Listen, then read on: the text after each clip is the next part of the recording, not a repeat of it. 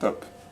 Muriel Jorini, bonjour. Nous Bonjour. sommes en direct du congrès international de FAPIX qui traite des problèmes de supply chain. Alors, vous nous avez fait une introduction intéressante sur la notion de démarche sociétale, plus particulièrement de RSE. Pouvez-vous dire le lien entre la supply chain et la démarche sociétale? Alors la RSE, c'est la responsabilité sociétale des entreprises. Donc la supply chain, comme toute entreprise, a sa place dans la responsabilité sociétale.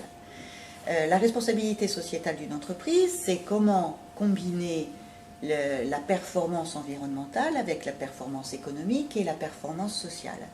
Et FAPIX développe depuis de nombreuses années cette logique de profitabilité par la transversalité et par l'implication de tous dans la performance de l'entreprise. Ça, c'est la base de la RSE. D'accord. Vous dites, FAPIX développe, à l'instant, vous me disiez, la profitabilité, mais compatible avec d'autres domaines. C'est bien ça. Et c'est là où on amène un nouvel éclairage. Tout à fait. Pour étendre le spectre des domaines qui sont considérés jusqu'à présent. Et on a, par des exemples, montré, chiffres à l'appui, que le retour sur investissement de démarches de responsabilité sociétale amène effectivement à une logique de profitabilité qui est depuis très longtemps le fil rouge des démarches de FAPIX.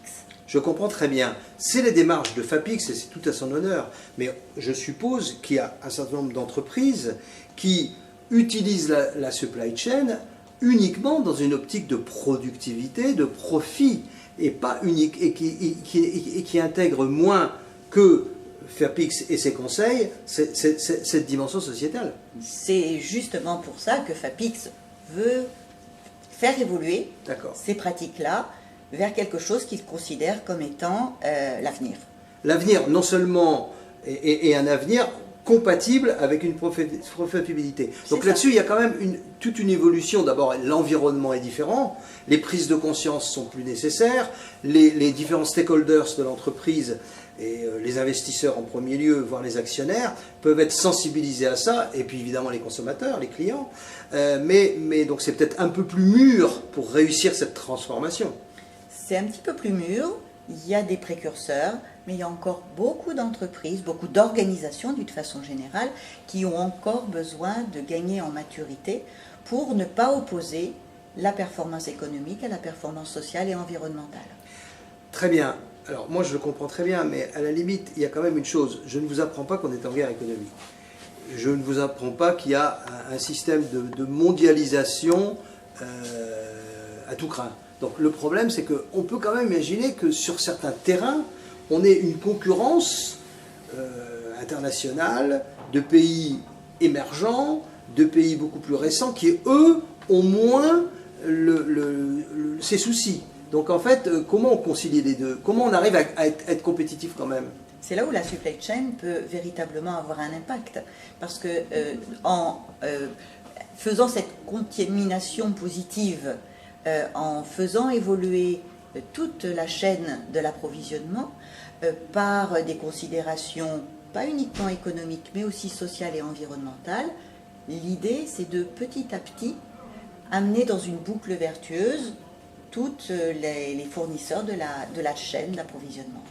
Étant entendu qu'on vous dites bien la chaîne d'approvisionnement, c'est-à-dire fournisseur, c'est-à-dire pour parler clair, si on prend par exemple l'exemple de la mode, de la confection, du vêtement, on sait parfaitement, il y a même eu un drame en Inde il y a quelque temps, il y a un immeuble qui s'est effondré, on sait très bien qu'on sous-traite et qu'il y a des conditions de travail où on fait travailler des enfants, et on est proche de l'esclavage, etc.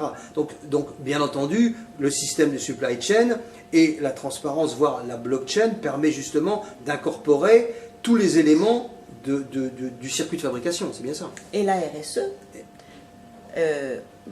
indique clairement que la responsabilité de l'entreprise n'est pas celle qui est limitée à sa structure, ses statuts, mais celle qu'elle étend à ses parties prenantes sur lesquelles elle peut avoir de l'influence, et donc notamment ses fournisseurs qui sont vraiment dans la contribution de sa performance. Ça veut dire cahier des charges, ça veut dire à la limite, si vous n'êtes pas aux normes, je ne travaille pas avec vous. Je À la vous utilise plus comme fournisseur. Oui, là où c'est le plus vertueux, c'est au contraire d'accompagner pour faire évoluer les pratiques. Bien sûr, bien sûr, bien sûr. C'est plus Mais il y positif. a un moment où on peut être arrivé à une obligation de rupture.